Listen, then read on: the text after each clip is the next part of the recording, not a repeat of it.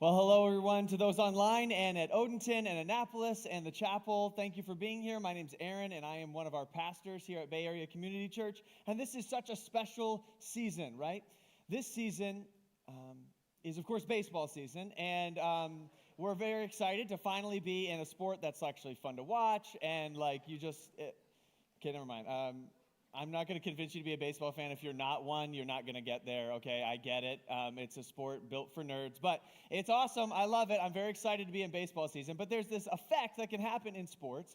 And it can happen in any sports because it's me. I'm going to make it apply to baseball. And that is, some people have done this. I've never done it. I'm too cheap. But I've heard that there are people who they'll buy a jersey of their favorite team, right? You're so excited. You're ready to support the boys. And then you get the one for the jersey of the up-and-coming star, only to have the up-and-coming star be traded away.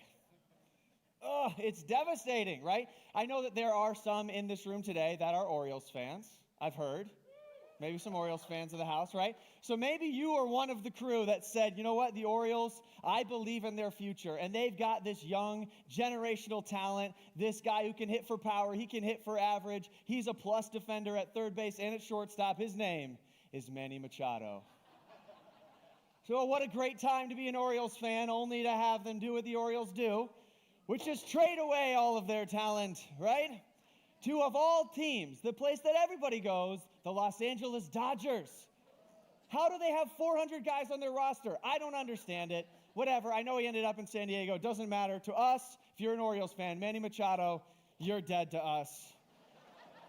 Goodbye, Manny.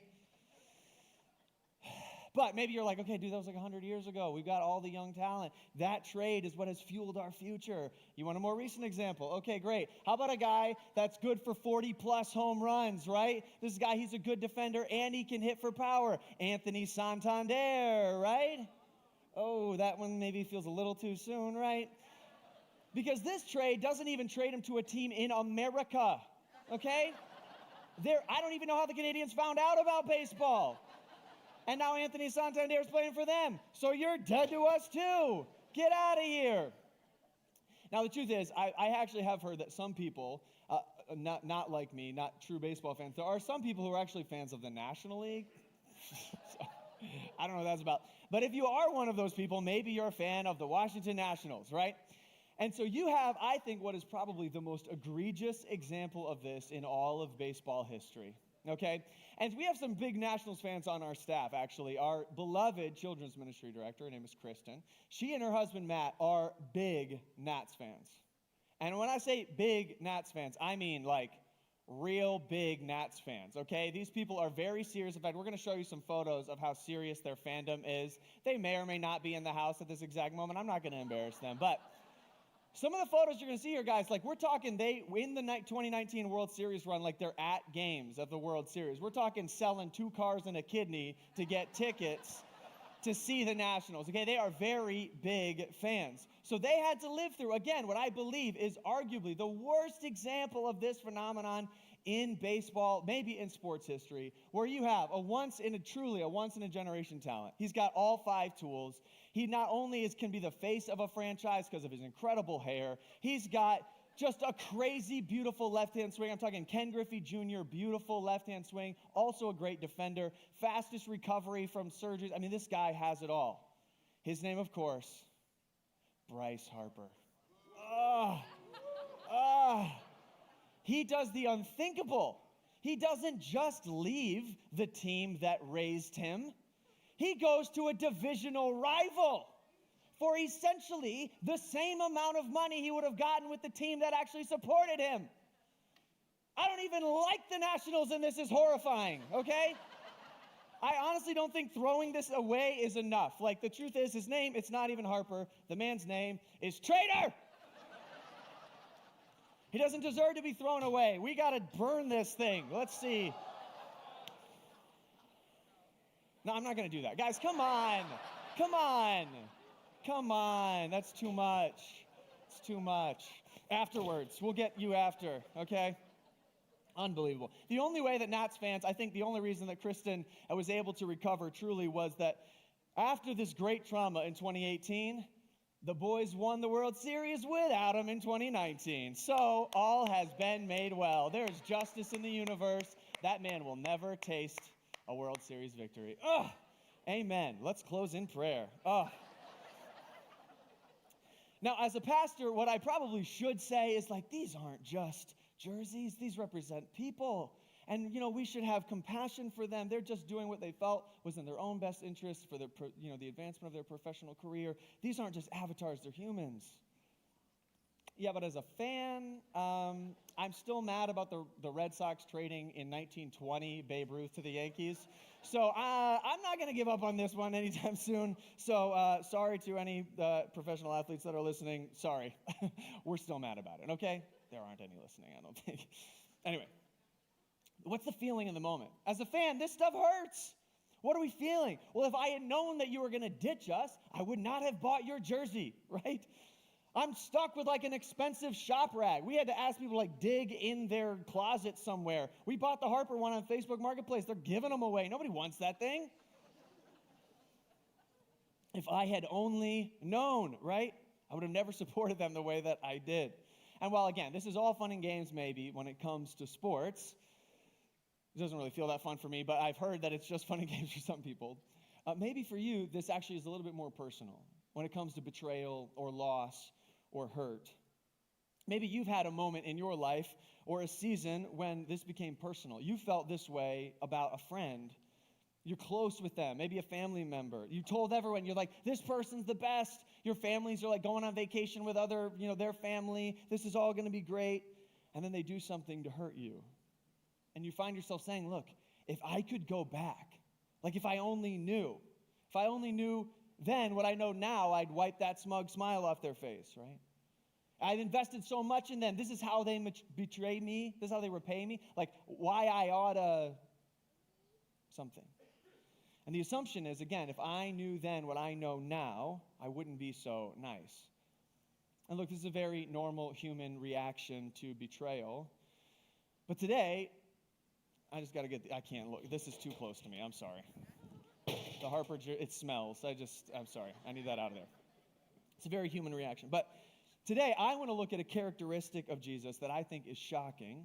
And I think it can energize our spiritual life in a huge way if we understand it.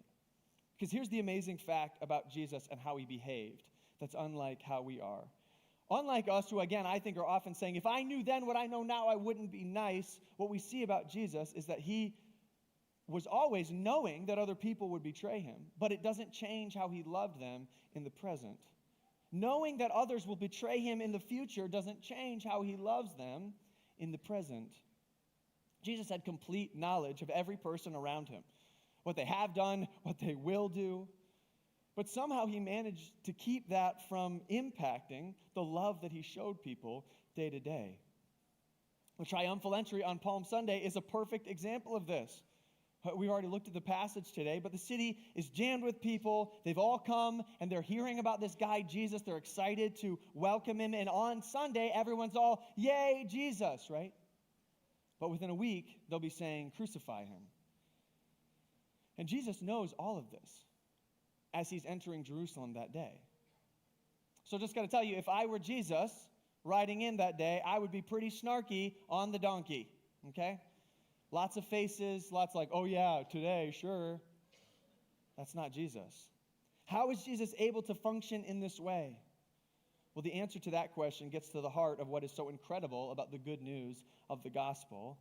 And I think if we grasp it, like I said, it can light a fire in our walk with Jesus and our love for him. So we're going to look at Matthew 26 together today, taking a break from Hebrews just for this week and next week. And we're going to see if we can unlock the truth that enables Jesus to knowingly love those who will willingly betray him. Here's what we read in Matthew chapter 26, verses 30 and 32. It says this, "And when they had sung a hymn, they went out to the Mount of Olives. Then Jesus said to them, 'You will all fall away because of me this night. For it is written, I will strike the shepherd, and the sheep of the flock will be scattered. But after I am raised up, I will go before you to Galilee.'" Now, that might not seem obvious how it's going to answer our question for today, so let me just walk through it. Starting off with that first line, "And when they had sung a hymn, they went out to the Mount of Olives." like we said, this is the Holy Week of Passover, right? They've just actually concluded in this moment a ritual Seder feast. And Jesus had blown their minds by taking this ancient religious practice of a meal, and he had infused it with new meaning. We now call it the Lord's Supper. And right after that's over, they end this service together, like every good church service would, I guess, with a hymn. And then they roll out, and they head to their favorite spot on the Mount of Olives nearby. And just as they're walking along that night in the Olive Garden, not that Olive Garden, it's like a garden of olive trees. Okay, it's a grove. But as they're walking along, Jesus drops this bombshell of a comment. And in this comment, we're going to learn two things about the disciples and two things about Jesus. Okay, let's look first at what we learn about the disciples. We learn first that they are failures. They are failures. Let me show you what I mean. He says to them, they're out on the Mount of Olives. Jesus turns and says to them, "You will all fall away because of me this night." That doesn't sound good, right? Over the course of this night, Jesus has said a few things to them that are pretty cryptic, but he's also said some things that were pretty encouraging and uplifting. So I would imagine this is a moment, this whole time is very mixed emotions for the disciples. The week has been really intense. They know that Jesus is under a lot of scrutiny, but they just got to have this really meaningful time together. He's washing their feet. He's praying for them. Maybe things are going to be okay. And then Jesus hits them with this comment. "You're all going to fall away because of me this very night." And it's a little bit like, whoa, okay, Jesus, like, that's jarring. Let's think about what he's saying. He says, first of all of you, and all in this case in the original means all, all of them. When we think about the disciples abandoning or failing Jesus, we tend to think of Peter, because he sort of ends up taking the fall for this, for his very famous betrayal. But he is not alone. Okay? In fact, this is what happens just 25 verses later from where we are in Matthew 26. Then all the disciples left him and fled. All of them. Okay? When the moment of testing comes, everybody gone. Not just Peter. Jesus' words are fulfilled like very quickly. Just a few hours. But at the moment when he says this, the disciples, I'm sure, feel surprised, maybe a little bit offended. They don't exactly know what fall away means, but it doesn't sound good. And Peter immediately, of course, begins arguing with Jesus, like, no, we won't, and like classic Peter. The point is, though, what we learn about the disciples is that they're failures. They're failures. Jesus is about to experience his most significant moment of testing and tribulation, and when it matters most, his closest friends will abandon him and fail to be the supporters that he needs. They're failures. But what else do we learn about the disciples? Well, the next point highlights what is so incredible and surprising about Jesus. Even though he knows they'll fail, he also says at the very end of this, "I will go before you to Galilee." Now look, again, we read right over this because we're sort of familiar with how this story ends. But think of how this would have sounded to the disciples in the moment when they're first hearing it. Jesus is like, hey guys, you're going to betray me, like in the worst way, at the worst possible time. But after that, you guys want to go grab milkshakes? Like we head back to the old stomping grounds. We'll hang out for a little bit. You sound good? I'll meet you there. Like, talk about mixed messaging. It sounds insane when you think about it that way. Like, as I'm saying, I'm like, that sounds insane, Jesus. He just predicted a betrayal followed by a reunion. Like, why would he want to be around them right now? This is the heart of who Jesus is. And we're going to find out how that's possible in just a moment.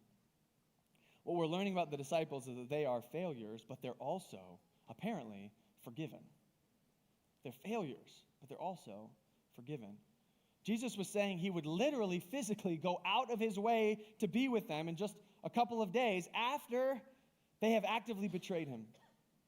What could this possibly mean other than he forgives them for their betrayal? That's the inevitable conclusion that you have to come to if you understand what he's saying here. He's saying you're going to fail, but you will be forgiven. How is that possible? Well, now we need to get to the answer that we've been chasing. And the answer is found in the two things that we've discovered to be true about Jesus and his character. We see in verse 31, it says this, Jesus said to them, "You will all fall away because of me, for it is written, I will strike the shepherd, and the sheep of the flock will be scattered." What is this? Well, Jesus is quoting from Zechariah, the prophet Zechariah, chapter 13. This is a quote from hundreds of years before. And in the quotation, there's a prediction of the abandonment of the sheep after the shepherd is struck, right? That's what it's saying. And Jesus is using this prophecy to indicate to the disciples that their betrayal was actually foretold. But how does that tell us anything about Jesus? Well, I mean, think about it. The betrayal of the sheep is not the only thing predicted here. The other thing that's predicted is an attack on the shepherd, right? That's Jesus. So this means that Jesus not only knew hundreds of years in advance that the disciples would betray him, he also knew that he would be the recipient of a violent attack. And despite the fact that he knew this full well, he proceeded with the plan anyway. In other words, what we learn about Jesus from the fact that he quoted a prophecy of hundreds of years before, what we learn is that he was, in fact, a volunteer. Jesus was a volunteer. He's not a victim here. At no point in this process of his arrest or his beating or the sham trial or his execution, at no point was Jesus being held against his will. He walked right into the trap of his death with his eyes wide open, knowing what would happen. And he went without a fight. He was a volunteer. He's the lamb, the scriptures say, slain before the foundations of the world. The sacrifice was always the plan. In fact, in the Gospel of Matthew that we're reading here, Jesus explicitly predicted to his disciples that he would be arrested and killed by crucifixion. Sometimes Jesus is like a little bit vague, maybe a little hard to understand in the parables or something. Not in this case in his predictions. Look what he says in chapter 20. Jesus was going up to Jerusalem. He took the 12 disciples aside on the way, and he said to them, here's like a little meeting before the meeting. He says, hey guys, we're going up to Jerusalem. The Son of Man, that's me, will be delivered over to the chief priests and scribes, and they will condemn him to death. They will deliver him over to the Gentiles. He will be mocked and flogged and crucified. Are we clear? All right, let's keep walking, right? Very clear. Jesus was not taken aback by any of this. He was not coerced by an external force to die for his people. He was a volunteer who went willingly to the cross. Volunteer, not a victim. That's what we learn about Jesus. But there's a second amazing thing that explains how the disciples could be failures but also forgiven, and how Jesus could love people in the present that he knew would betray him in the future. We find it in verse 32. He says, I will strike the shepherd, and the sheep of the flock will be scattered. But after I am raised up, he says, after I am raised up. Here we have another example of how the fact that we're aware of how this story ends makes that statement sound normal to us, and we miss its power. But that sentence is very not normal. Jesus is predicting his own resurrection. That's not normal behavior. People don't do this. But Jesus wasn't normal. And by predicting the resurrection that would come after his impending death, what we learn about Jesus, he wasn't just a volunteer, he was also a victor. He wasn't just a volunteer, he was a victor. Jesus knew full well he would die for the sins of the world. But he also knew full well that he would rise again to defeat the powers of sin and darkness. The fact that he can just casually say, like, oh yeah, and after I'm raised up, that's a clear indicator that victory for him was a sure thing. In fact, every time he predicted his death to the disciples, he also predicted his resurrection. I cut off the verse earlier in chapter 20. He said, he'll be mocked and flogged and crucified, and he will be raised on the third day. Jesus always knew how this story would end. So think about what a difference this would make. It's actually this fact that empowers him to treat people with love in the present who would betray him in the future. Here's what I mean. If you know how the story is going to end, well, then there's no need for grudges. There's no need for him to be all grumpy or frustrated with the disciples, because he knows full well that despite the fact that they're going to fail him, he will still accomplish the salvation that's necessary for their forgiveness. The resurrection is what guarantees that Jesus will be the victor over all sin and all betrayal and all failure. That's what next Sunday is all about. In fact, it's what every Sunday is all about. The resurrection is the confirmation that the gospel is in fact good news. It's the confirmation of the great victory of Jesus Christ over sin and death. And Jesus knows it's coming. He knows it's coming because if it wasn't coming, the pain and the whole plan is pointless. The resurrection, it turns out, is not pivotal. Is pivotal. It's not incidental. It's pivotal. You have to have the resurrection or the plan doesn't work. His resurrection means that all of this that he's saying, it's not just talk, it's a fact. It's not too good to be true. It's too true to be ignored. The fact that Jesus was a volunteer and a victor is what explains the fact that the disciples and us, we'll get there, can be both failures and completely forgiven. It's the cross and the resurrection that make all the difference. Jesus is the volunteer who takes our place and the victor who makes salvation possible. What have we seen? From the single statement from Jesus here on the Mount of Olives, we learn that the disciples are failures and forgiven, and that Jesus was a volunteer and a victor. So what does that mean for us? What does that mean for us? This, of course, is not just meant to be a fun Bible trivia lesson so that you can be ready for the next quiz or something. This needs to impact our lives. What would this mean for us? I think it means two things that are incredibly profound and truly could change our daily lives. We've seen what the disciples were. We've seen who Jesus was and is. Now let's see what this means about who we are. What does this mean about who we are? I think the first thing it means is that we are fully known by Jesus. We are fully known by Jesus. Just like the disciples whose impending betrayal and their failure was completely known to Jesus in advance, our failures are not news to Jesus. No failure, rejection, or issue, or nagging doubt is outside of Jesus' complete knowledge in advance. He totally knows us. And that's despite our attempts to hide our true selves, because so often we're driven by shame, or pride, or insecurity. It makes us believe, those lies make us believe that we'd be better off if nobody really knows the real us.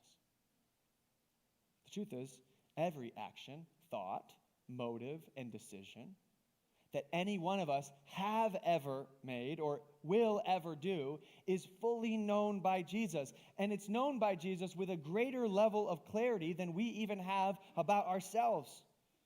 Because the truth is, we are so full of self-deception and rationalization and the fog of shame that can set in over our hearts and minds and imaginations that our awareness of our own sin is cloudy at best. But that's not the case for Jesus. We are fully known by him, warts and all. And here's the thing that's incredible. As a volunteer, he voluntarily brought those sins and foibles and weaknesses and hang-ups of ours. He voluntarily brought them with him onto the cross. He went to the cross fully aware of what we have done, what we will do, that hurts him, that offends his holiness, that hurts other people, that wrecks our own lives, but he willingly went with it anyway. You are fully known by Jesus. He still volunteered to die in your place. We are fully known. But his willing sacrifice and resurrection actually prove a second thing. Yes, we are fully known by Jesus, but we are also fully loved by Jesus. We're fully known, we're also fully loved. Because he came back to life, because he is our victor, this means that he conquered our sin and punishment. And that's what makes victory possible. He conquered sin and death, and what that means is something that he wanted all along. It means that we can be close to God. We can have peace with God. Those who were previously aliens and enemies and hostile to God can be brought close because he was victorious. Jesus did all that he did in order to bring us close, to make us part of his family. because he loves you. If you're a follower of Jesus, you are forgiven. He went to the cross with your abandonment already in mind, and he went willingly. Why? Because he also knew full well not just of our failures, but of the victory that was on the other side of the resurrection, that victory that would enable a reunion. Even a reunion with those who rejected him at his time of greatest need. And so what this means is that your moment, my moment, our moments of greatest embarrassment and shame, and yes, we all have those, that moment might be yet to come in your life. It might be in the past. But God knows the beginning from the end, which means he was fully aware of that moment, of all of your baggage and mine. He was aware of it when he claimed you as his own, and he willingly paid for that moment of shame, embarrassment, and failure and regret. He willingly paid for it through his son's death on the cross. You are fully known by Jesus, but crucially, you are fully loved by him as well. And that is only made possible by his death in your place and his victorious resurrection. He has already paid for your failures, and he will empower your victories. You are fully known and fully loved by Christ. So what does this mean we should do? If that's true of us, that we're fully known and fully loved, they are failures but forgiven. Jesus was a volunteer and a victim. What should we do? I think the answer to that question depends on whether or not you are a follower of Jesus. If you're here today and you are a follower of Jesus, you're listening today, which means you've placed your faith in him alone for salvation, abandoned all of like the self-help, DIY attempts at making yourself a better person, making yourself good enough for forgiveness. You've thrown all of that away in favor of trust in Christ alone and his grace and his death in your place. If you've done that, then the fact that you're fully known and fully loved, I believe, should create in us incredible gratitude and fuel for a life of servants and obedience. I mean, think about the freedom that these truths ought to produce. I think we should go into our lives and our homes and our jobs and our neighborhoods living in radical freedom with both full joy and the humility and the confidence that comes from knowing that, yes, I am fully known for all of my issues and all of my failures, but I am fully and unconditionally loved to the point of being completely forgiven, that there's no condemnation for those who are in Christ Jesus. We have peace with God through the blood of his Son. Imagine the joy, forgiveness, freedom, and confidence that could produce. We should go on mission, living into the calling that we've been given with a passion to not only introduce this news to others, but also to live in the way that Jesus called us to live, to offer to others love in the present, even if they have betrayed us in the past or they might in the future. Not because we're especially loving people, but because we've been shown such tremendous grace. This understanding fuels us to do what he's called us to do. To do what he said, like in John chapter 8, to go and sin no more. To live lives of holiness. Not because, again, we're trying to be good enough to somehow earn God's love, but because we are, in fact, thankful that we already have it because of Christ's work. We've been showered with radical forgiveness and love. And I think there's no greater fuel for a life of holiness and sacrifice than knowing that you don't have to generate your own holiness. In fact, you can't do it. To attempt to do it is an exercise in futility. You've been given the righteousness of Christ by grace. What else could fuel our holiness than knowing you're fully known and fully loved? So I think a takeaway as a follower of Christ is just simply, let's get after it in grace. Called to be the people he wants us to be. But another thing that I think all of us need to slow down and ask ourselves, whether you've been following Jesus for years or whether maybe you're here listening and you're not yet a follower of Christ, I think the question we need to ask, I'd say it this way. Have you ever really known a love this good? Have we ever really known it and understood it? Have you ever really dared to believe that you could be fully known and fully loved? Or has your experience taught you that the more you're known, the less you can trust others? Once someone sees the real you, it's game over. They're going to run. They're going to hide. I'm here to say, in Jesus, you're already fully known. There's no hiding. But also, he's not running. There's no hiding, and he's not running. He's not going anywhere. In fact, he's standing with arms wide open, ready to receive you in love, despite your fears and failures that you're so familiar with, that he's so familiar with, and that you've tried so hard to hide. He's standing with arms open in love. Would we throw off our shame, say no to the pride that tells us to hide, and receive a love that is not scared of your baggage and is inviting you as you are? Maybe you're here today and you're not yet a follower of Jesus. And I'd love to close by speaking directly to you. You might be thinking, I don't know what brought you here today, but you might be thinking, look, dude, if you only knew. Like, if you only knew what I've done, or what I've been into, the places I've gone, the thoughts I wrestle with, the deals I've made, the issues I've inherited. If you only knew how long I've been at this, if you only knew, you'd see why I am the way that I am and why Jesus isn't for me. If you only knew. And I hear you, but my answer to that statement would simply be, if you only knew the depth of the love and the grace of Jesus, then you would never question or wonder again if he genuinely loves you. If you only knew the extent to which God was willing to demonstrate his love for you while you were still a sinner.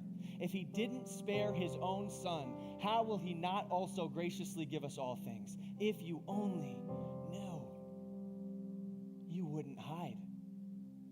You'd come in humility and wonder that you're fully known and fully loved. Jesus is saying, if you only knew how great my love for you is, you would never doubt for a second that I am for you, that I am with you, and that I want to be in relationship with you. He says, I know it's in your past, but I voluntarily went to a cross to become the victor who paid your debt and die your death. You're fully known and fully loved.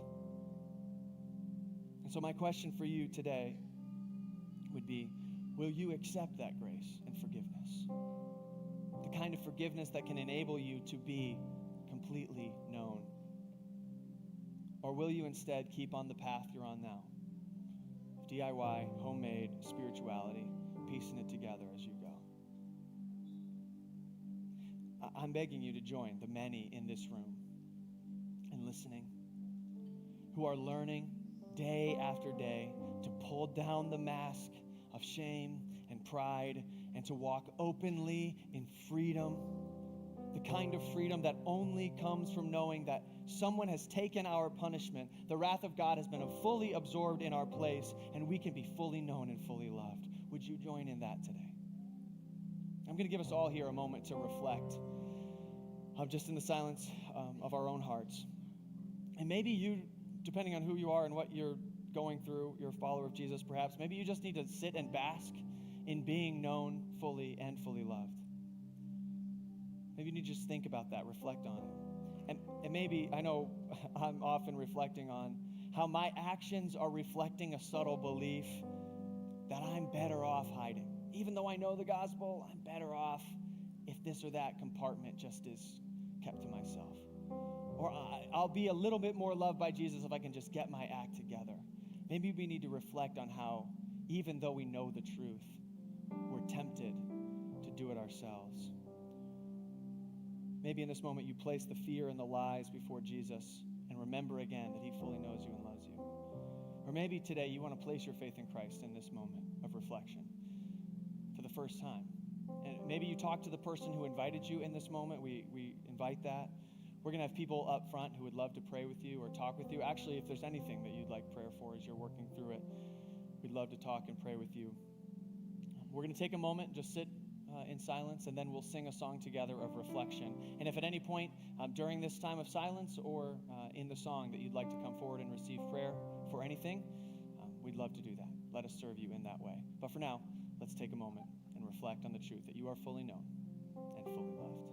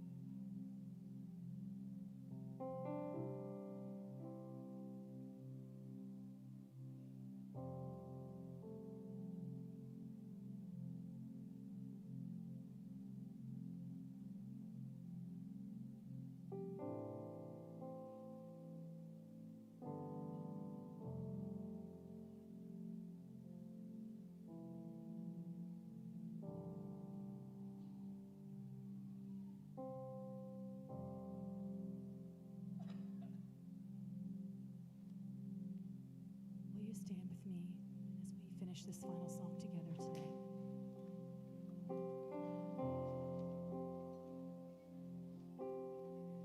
No sin is bigger than your blood. No shame is stronger than your love. You said it's finished, it is done. Hallelujah, hallelujah. Death couldn't keep you in the ground. You rose in power, took hell down. That power's living in us now. Hallelujah, hallelujah. We sing Christ and Christ crucified in you. We're raised from death to life. We sing Christ and Christ crucified.